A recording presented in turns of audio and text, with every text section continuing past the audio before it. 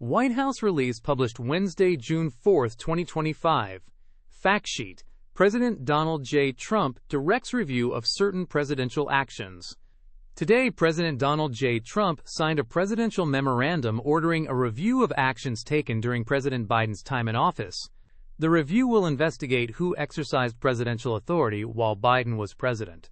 The memorandum calls for an inquiry into whether individuals misled the public about President Biden's mental health, and if anyone else unconstitutionally performed presidential duties. It also directs investigators to examine the use of an autopen to sign executive documents in Biden's final years.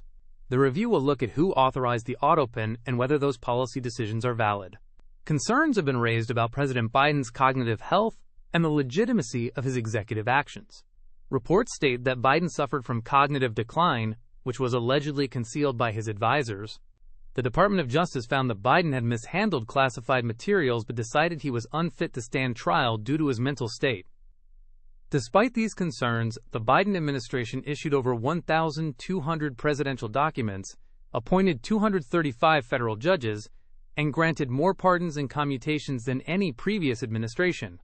Notably, just before Christmas in 2024, President Biden commuted the sentences of 37 federal death row inmates.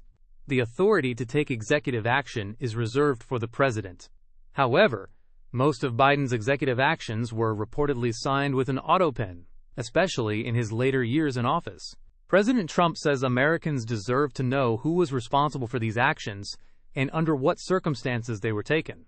He emphasized that a president should personally sign important documents and questioned the legality of using an autopen. Since returning to office, President Trump has held open signing events to demonstrate transparency.